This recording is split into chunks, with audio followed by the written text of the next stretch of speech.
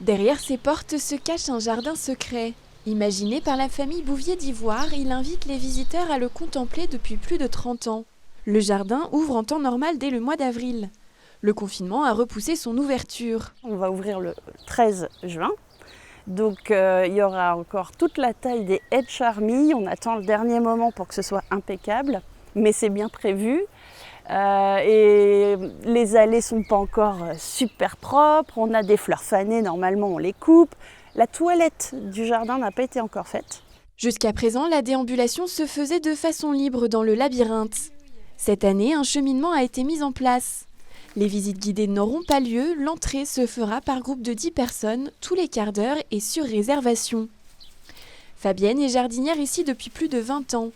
Elle n'a pas pu se résigner à abandonner le jardin pendant ce confinement. La devise du jardinier, c'est Festina lente, qui veut dire hâte-toi lentement. Et en fait, dans un jardin, on a beaucoup de choses à faire, mais ça ne sert à rien de les faire en accéléré. Et du coup, ça permet aussi de réfléchir, d'être en relation avec soi-même. Voilà.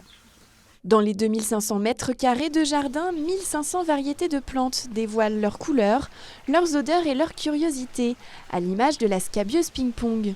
On s'aperçoit que ça ressemble aussi à un volant de badminton, vraiment. Pourquoi ? Parce que la plante, elle sait très bien comment marche la nature.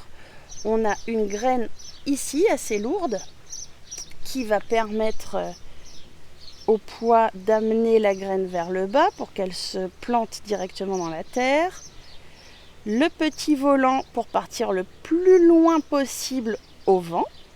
Le carré des plantes médicinales abrite lui des variétés aux différentes vertus, certaines seraient même magiques. Le mot mandragore, ça rappelle Harry Potter et il y a bien des histoires derrière elle parce que même sur des enluminures du Moyen-Âge, on voit la représentation de cette plante, cette fameuse mandragore avec un corps à la place de la racine et on voit des paysans vouloir l'arracher mais pas être bien rassurés. Du coup, ils attachaient un chien autour de la plante. Ils proposaient le repas du chien un peu plus loin pour que le chien tire et arrache la plante parce que tout le monde était persuadé que cette plante, si on l'arrachait, elle criait et jetait des mauvais sorts. À côté de la mandragore, la bryonia, également appelée navet du diable ou la digitale.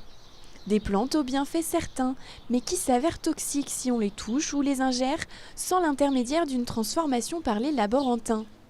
Non loin de là, la rose d'ivoire qui fête son premier anniversaire se laisse caresser des yeux et du bout des doigts.